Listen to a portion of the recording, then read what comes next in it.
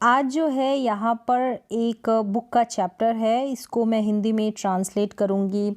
हमेशा की तरह इंग्लिश के जितने भी वर्ड्स है, सेंटेंसेस है, उनको हिंदी में मैं आपको समझाऊँगी। तो चलिए इसको देखते हैं क्या चैप्टर है, इसकी ट्रांसलेशन देखेंगे। तो इसके थ्रू आप अपनी, अगर बिगनर हैं तो रीडिंग स्किल को इम्प्रूव कर सकते हैं, बेसिक इंग्लिश वोकैबुलरी को, टेंसेस को इम्प्रूव कर सकते हैं, इन्हांस कर सकते हैं। तो चलिए यहाँ पर प्रोनाउंसिएशन सुधारना चाहते हैं तो प्रोनाउंसिएशन भी इम्प्रूव कर सकते हैं। देखें, the tiny teacher. The tiny, tiny का मतलब होता है छोटा, टीचर का मतलब होता है अध्यापक। तो कौन सा टाइनी अध्यापक है या टीचर है, देखते हैं। तो यहाँ पर थोड़ा सा यहाँ पर इंट्रोडक्शन दे रखा है, तो यहाँ से इसको रीड करते हैं। Name the smallest insect you have seen. मतलब नेम यानी कि नाम बताओ, द स्मॉलेस्ट। स्मॉलेस्ट का मतलब होता है सबसे छोटा, मतलब वो सबसे छोटा इंसेक्ट। इंसेक्ट का मतलब होता है कीड़ा। यू हैव सीन, जो तुमने देखा है। देखें, हैव और यहाँ पर सीन है, हैव के साथ वर्ब की थर्ड फॉर्म, तो परफेक्ट टेंस है। इस तरीके से आप टेंसेस को पहचान सकते हैं। परफेक्ट कौन सा है, हैज़ और हैव के साथ वर्ब की थर्ड फॉर्म होगी तो प्रेजेंट का परफेक्ट टेंस होगा। And the wisest, the wisest का, वाइस का मतलब क्या होता है, बुद्धिमान, और सबसे बुद्धिमान, तो wisest. Is it the fly, क्या वो फ्लाई है, मतलब कि मक्खी है। नो इट इज़ंट, नहीं ऐसा नहीं है। इज़ इट द मॉस्किटो, यानी कि क्या वह मच्छर है। देखिए इज़ से शुरुआत हो रही है, यहाँ पर भी सेंटेंस की इज़ से शुरुआत हो रही है। तो हम जब भी इंटरोगेटिव सेंटेंस बनाते हैं, एक तो हेल्पिंग वर्ब वाला बनाते हैं, दूसरा हम WH फैमिली वाला बनाते हैं। तो यहाँ हेल्पिंग वर्ब से स्टार्ट हो रहा है इंटरोगेटिव सेंटेंस, तो पहचान रहे हैं इज़ से शुरू हो रहा है तो प्रेजेंट का ये इंटरोगेटिव सेंटेंस है। तो is it the mosquito, is it the, क्या ये मॉस्किटो है, मतलब कि मच्छर है। नो नॉट द मॉस्किटो, नहीं नहीं, कौन नहीं है, मच्छर भी नहीं है, मच्छर नहीं है।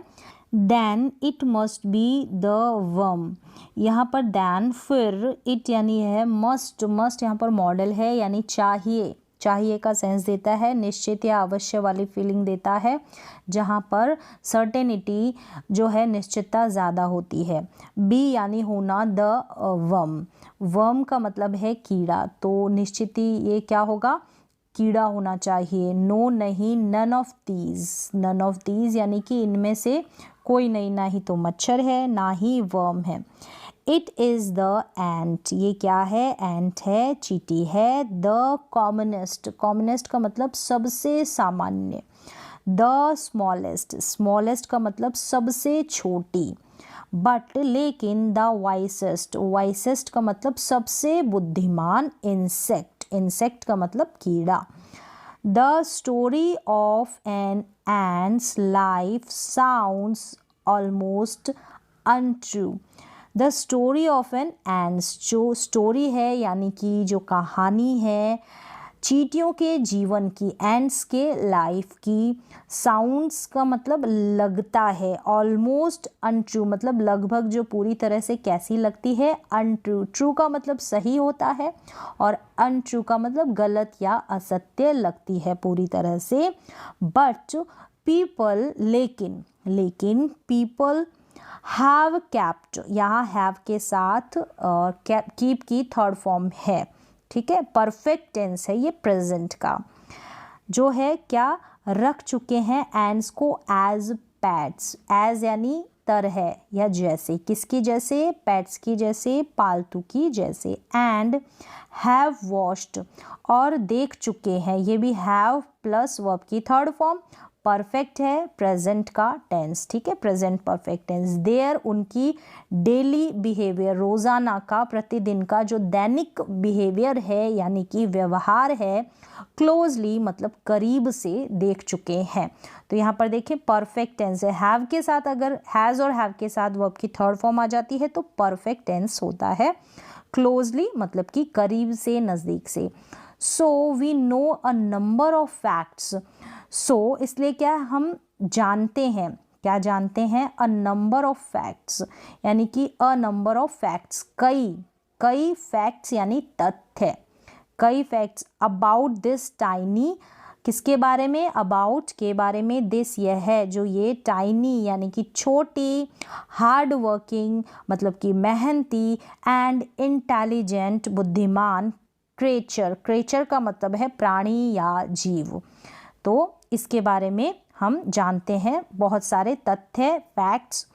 देखें, एन एंड्स, एक जो चींटी है, यूजेस यानी कि उपयोग करती है, इस्तेमाल करती है, इट्स फीलर्स, फीलर्स मतलब फीलर्स और एंटीना ये सेम चीज़ है, मतलब इसको फीलर्स बोला है या एंटीना, इनका प्रयोग करती है। फीलर्स का मतलब कह सकते हैं महसूस करने के लिए, और ये जो चींटी के ऊपर ये ब्लैक ब्लैक जो है इसके 2 एंटीने, ये टू टॉक यानी बात करने के लिए, महसूस करने के लिए, टू अदर एंड्स दूसरी जो चींटियां हैं उनके साथ, ठीक है, बात करने के लिए, बाय पासिंग मैसेजेस, पासिंग यानी बाय पासिंग भेजना, मैसेज मैसेजेस यानी जो संदेश है, थ्रू दैम इनके द्वारा, थ्रू यानी थ्रू दैम इनके माध्यम से, यानी किसी के माध्यम से, किसी के सहारे से, इन फीलर्स और एंटीने के माध्यम से क्या करती है, ये अपने संदेश भेजती है चींटियाँ।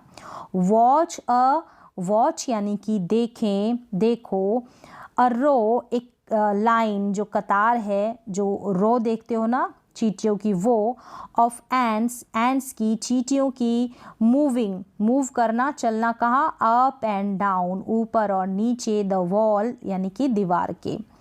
ईच एंट ग्रीड्स यानी देखेंगे कि जो प्रत्येक एंट होती है, चींटी होती है, ग्रीड्स मतलब अभिवादन करना, तो अभिवादन करती है, all the others coming from, जो अन्य है सारी, ठीक है, अदर्स अन्य, कमिंग यानी आ रही होती है, कहाँ से, फ्रॉम द अपोजिट सामने वाले, अपोजिट डायरेक्शन से, दिशा से, बाय टचिंग देयर फीलर्स मतलब जो है सामने से आती है, इस तरीके से ये पिक्चर में दे रखा है, टच करती है अपने फीलर्स, अपने एंटीनास को बातचीत करने के लिए, संदेश पहुंचाने के लिए। नेक्स्ट देखते हैं, पर भी ये पिक्चर दे रखी है, ये चींटियां चल रही है, एंड्स जो है यहाँ पर क्या है, there are many kinds of ants. देखें यहाँ पर ये जो देयर है मतलब हम इसको वहाँ नहीं बोलेंगे, हमें अगर बोलनी है कई प्रकार की चींटियाँ है ना, कई प्रकार की चींटियाँ, तो यहाँ पर हम कई प्रकार से, तो are many kinds of ants इस तरीके से तो शुरू नहीं करेंगे ना, एज अ सब्जेक्ट देयर का यूज़ हुआ है। अब कैसे पहचाने, कैसे समझे, इसको अलग से जो देयर वाले सेंटेंसेस होते हैं उनकी प्रैक्टिस करें, ठीक है। 2 पेड़ है, 2 रास्ते हैं, 2 घर हैं, तो इस तरीके से देखेंगे तो आपको एज अ सब्जेक्ट ऐसे सेंटेंसेस में देयर का यूज़ करना पड़ेगा। तो बहुत सारे सेंटेंसेस लीजिए देयर वाले और उनकी प्रैक्टिस करें तो आपको समझ में आ जाएगा। तो there are many kinds of ants मतलब कई प्रकार की चींटियाँ होती है। द कॉमनेस्ट मतलब कि सबसे आम या सबसे सामान्य, कॉमनेस्ट कॉमन से कॉमनेस्ट, अमंग दैम यानी उनके बीच में, ठीक है, के बीच में, 2 से अधिक के बीच में, दैम आर द ब्लैक और रेड वंस जो उनके बीच में है, काली और लाल वाली।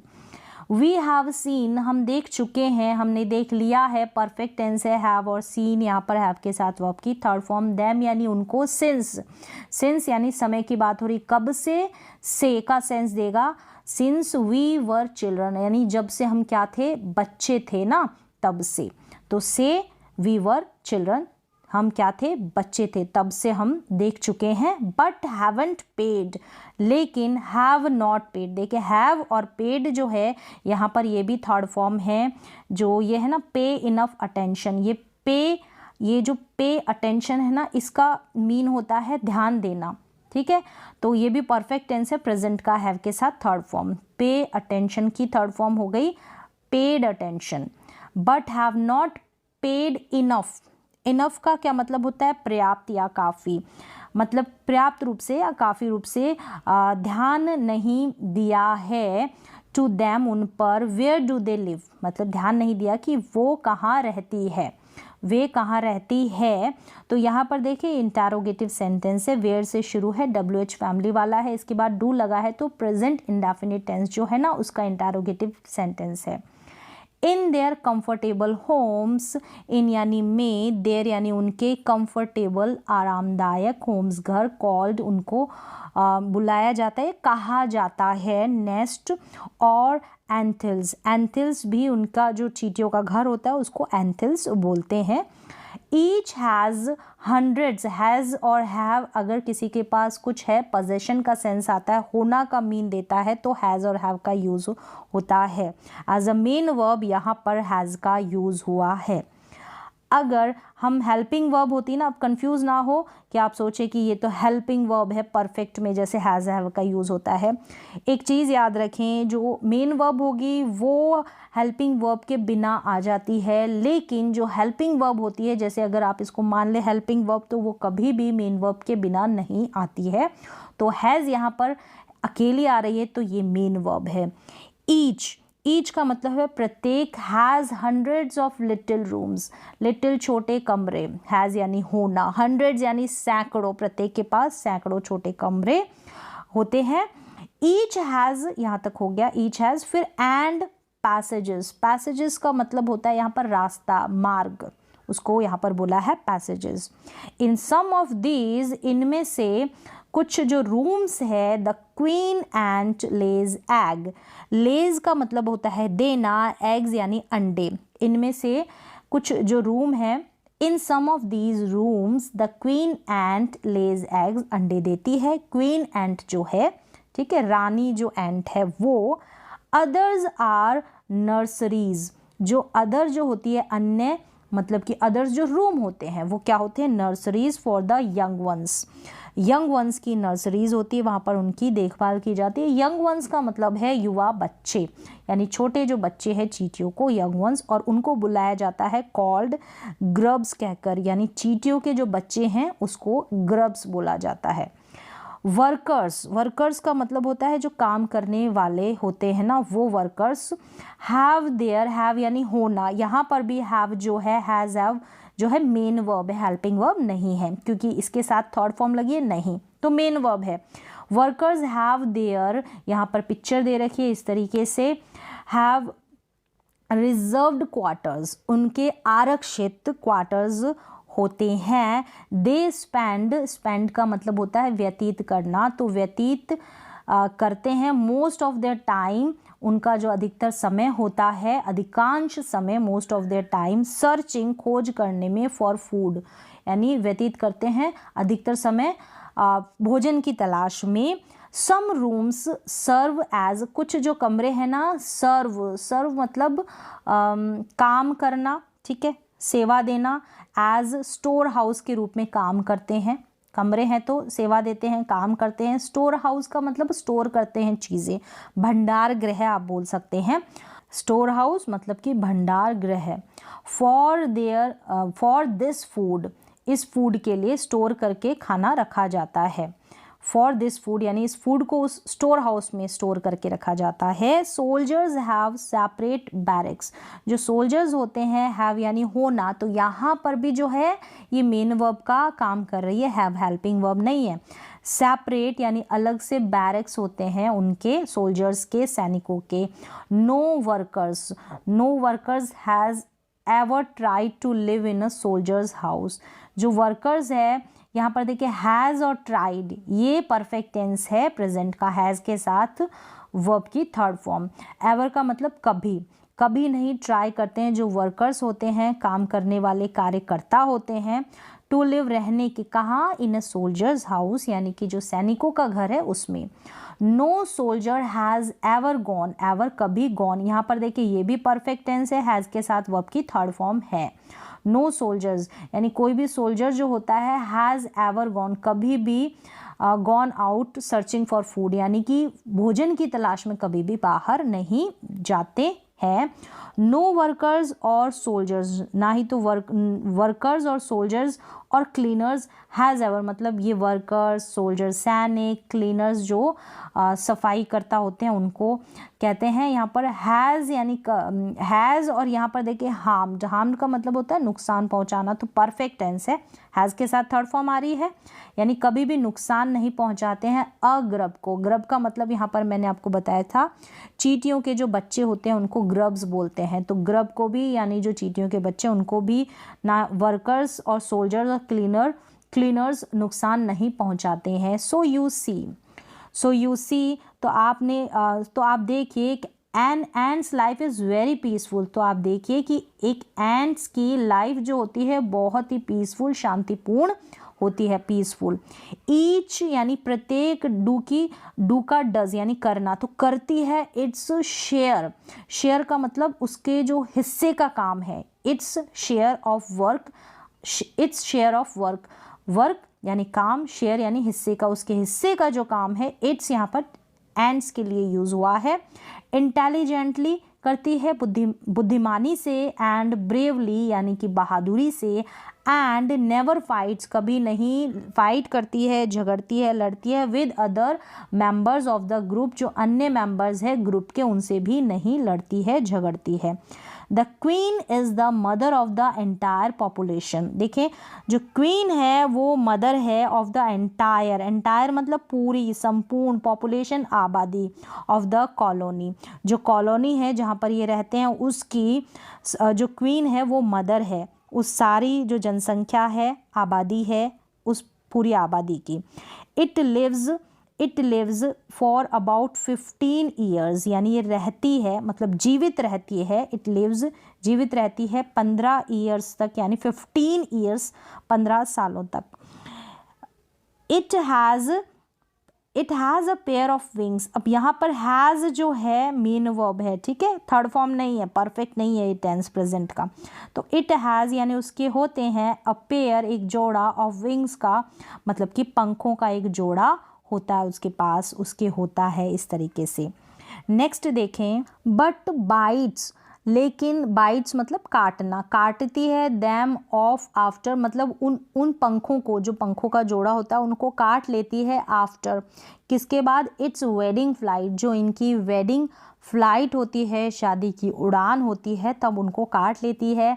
दिस फ्लाइट यह जो उड़ान है टेक प्लेस का मतलब होता है होना, तो होती है, ठीक है, होती है, प्रेजेंट का है, प्रेजेंट इंडेफिनिट टेंस है ना, टेक प्लेस है तो टेक्स है यहाँ पर, वर्ब के साथ SEIS लग गया ना यहाँ पर। तो on a hot summer day, अब कब होती है उसकी उड़ान, होती है ऑन यानी यहाँ पर समय की बात की गई है, तो अ हॉट समर डे यानी कि गर्मी का जो गर्म दिन है, हॉट का मतलब गर्म है और समर का मतलब गर्मी होता है, गर्मी का जो गर्म दिन होता है उस दिन ये उसकी उड़ान होती है।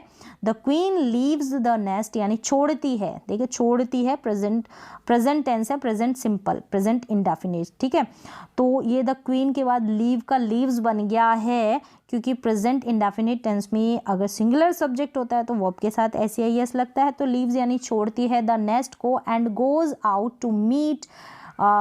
आउट चली जाती है, टू मीट मिलने, अ मेल एंड से, एक मेल एंड से, पुरुष एंड से, और ड्रोन से, हाई अप ऊपर, इन द एयर हवा में, हाई अप ऊपर, इन द एयर हवा में, on its return to earth यानी कि on its return to earth यानी लौटने पर, रिटर्न का मतलब होता है लौटने पर, उसके अर्थ पर, धरती पर, पृथ्वी पर लौटने पर, इट गेट रिड का मतलब होता है मुक्त होना, छुटकारा पा लेना, तो वह मुक्त हो जाती है, छुटकारा पा लेती है, किससे, ऑफ इट्स विंग्स से, अपने पंखों से, एंड देन और फिर डज नथिंग और कुछ नहीं करती, ठीक है, डज मतलब करना, तो करती है, कुछ नहीं करती है, बट ले एग्स लेकिन ले देती है अंडे, ठीक है, ले देना, अंडों को देना, तो अंडे देती है, ये भी डज है ना, डू का डज हो गया, तो प्रेजेंट इंडेफिनिट टेंस है, ठीक है, वर्ब के साथ SEIS लगा है। एग्स हैच, जो अंडों को फूटना होता है ना, अंडे का फूटना, तो उसको हैच बोलते हैं, अंडे की फूटने की प्रक्रिया। तो एग्स हैच होते हैं एंड ग्रब्स कम आउट, जो ग्रब्स है ना यानी जो चींटियों के बच्चे हैं वो बाहर आते हैं। सोल्जर्स गार्ड देम, गार्ड का मतलब रक्षा करना, देम यानी उनकी, जो सैनिक होते हैं रक्षा करते हैं। वर्कर्स फीड, वो भोजन उनको खाना खिलाते हैं। क्लीन साफ करते हैं, देम यानी उनको, एंड और ऑल्सो भी क्या करते हैं, carry them about daily for airing, और उनको एयरिंग के लिए भी, हवा देने के लिए भी रोज़ाना लेकर जाते हैं एक्सरसाइज करने। एंड सनशाइन, सनशाइन का मतलब धूप के लिए, ये सब काम करते हैं। ठीक है, वर्कर्स और सोल्जर्स की बात की गई है। 2 और 3 वीक्स लेटर यानी कि बाद, ग्रब्स बिकम कोकून, ग्रब्स क्या बन जाते हैं, कोकून बन जाते हैं। एंड लाई का मतलब पड़े रहना, विदाउट फूड, बिना भोजन के, और एक्टिविटी, बिना कोई एक्टिविटी के यानी कि गतिविधि के। फॉर 3 वीक्स मोर यानी 3 हफ्तों के अधिक, 3 हफ्ते से भी अधिक वो ऐसे बिना खाना खाए और कुछ भी एक्टिविटी करे बिना पड़े रहते हैं। Then the cocoons break, then the cocoons, जो cocoons होते हैं वो break होते हैं, फूटते हैं। And perfect ants appear का मतलब होता है दिखाई देना, एक perfect मतलब सही, ठीक है, सही जो होती है वो ant दिखाई देती है, ants appear दिखाई देती है। Now it's time for teaching and training, अब जो समय है it's time, कौन सा समय है, for टीचिंग का और ट्रेनिंग का, टीचिंग सिखाने का, शिक्षण का और ट्रेनिंग का, उनको ट्रेनिंग दिए जाने का, प्रशिक्षण और शिक्षण का ऐसे कह सकते हैं। न्यू एंड्स लर्न यानी जो नई चींटियां हैं वो सीखती है, देयर ड्यूटीज उनके कर्तव्य, फ्रॉम ओल्ड एंड्स पुरानी एंड्स से, फ्रॉम से। एज वर्कर्स यानी कि वर्कर्स के रूप में, ठीक है, और सोल्जर्स के रूप में, बिल्डर्स के रूप में, क्लीनर्स के रूप में, एट्सेट्रा, इनके रूप में ये काम सीखती है। After a few weeks training यानी कि कुछ हफ्तों की ट्रेनिंग के बाद, after a few weeks training the small ants are ready, तैयार हो जाती है, to go out into the, बाहर जाने के लिए, इनटू यानी में, द बिग बड़े वर्ल्ड संसार में, ऑफ वर्क काम के बड़े संसार में जाने के लिए तैयार हो जाती है। All anthills is a home not only for ants, an all नहीं है, एन एंथिल का मतलब देखा था कि एंथिल जो घर होते हैं, is a home not only for ants मतलब एंड्स के लिए ही ये घर नहीं होते, but also for some other creatures, कुछ और क्रिएचर्स जो होते हैं, प्राणी जीव होते हैं उनके लिए, जैसे कि बीटल्स भी क्या है, इंसेक्ट है, जिसकी ऊपर से जो कवर होता है वो हार्ड होता है, बीटल्स। लेसर ब्रीड्स, लेसर का मतलब होता है कम, ठीक है, लेस होता है ना, लेसर सबसे कम, ब्रीड्स का मतलब होता है नस्ल ऑफ एंड्स की जो नस्ल होती है चींटियों की। एंड द ग्रीन फ्लाई, हरी मक्खी, ये भी इनका भी घर होता है। वाई डू एंड्स जो है यहाँ पर डू लगा है, ये इंटरोगेटिव है प्रेजेंट इंडेफिनिट टेंस का, ठीक है, WH फैमिली का। वाई डू एंड्स वांट यानी चाहती है, क्यों चाहती है, दीज एलियन क्रीचर्स, एलियन का मतलब है विदेशी कह सकते हैं, अजनबी या फिर पराए जो क्रीचर्स यानी प्राणी, टू लिव यानी रहना, इन देयर उनके नेस्ट में, उनके घोंसले में, उनके घर में। फॉर सेवरल रीजंस, क्यों रहने देना चाहती है, इसके कई कारण हैं, सेवरल मतलब कई, रीजंस कारण। सम गिव ऑफ स्मेल, सम जो है कुछ यानी गिव ऑफ देते हैं, क्या देते हैं, गिव ऑफ कुछ स्मेल देते हैं, स्मेल का मतलब होता है गंध या महक देते हैं। प्लेजेंट का मतलब है सुखद, ठीक है, सुख प्रदान करने वाले, सुखद। टू द एंड्स सेंसेस, जो एंड के सेंसेस है, सेंस का मतलब जो इंद्रियां हैं, मतलब स्मेल करने की, सुनने की, ये जो है टच करने की, ये जो फीलिंग है उसको प्लेजेंट सुखद महक देते हैं।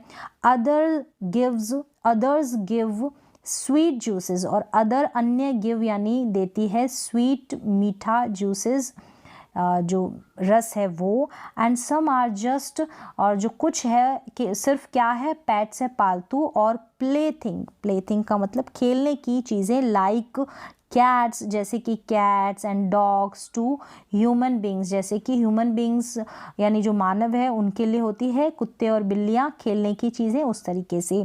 द ग्रीन फ्लाई जो हरी मक्खी है इज़ द एंट्स काउ, वो चींटियों की गाय है। द एंट्स ट्रेन, एंट्स जो है उसको ट्रेन यानी ट्रेन करती है, प्रशिक्षण देती है, इट टू गिव, गिव यानी देने का, टू गिव यानी देना। हनी ड्यू, हनी ड्यू यानी कि मधु, मधु रस ऐसे कह सकते हैं, हनी ड्यू मधु रस, लाइक मिल्क यानी मिल्क की तरह, जैसे काऊ मिल्क देती है वैसे ही हनी ड्यू यानी मधु रस देने के लिए ट्रेन करते हैं। विद अ टच, टच के साथ, ऑफ देयर एंटीना यानी एंटीने के टच के साथ। दे मिल्क इट यानी वो मिल्क करते हैं इसको, यानी इसका दूध निकालते हैं, इस तरीके से कह सकते हैं। मिल्क करना यहाँ पर वर्ब है ये। दे मिल्क इट जस्ट एज, बिल्कुल या उसी तरह, जस्ट एज उसी तरह। वी मिल्क द काऊ जैसे हम काऊ का दूध निकालते हैं, सेम वैसे।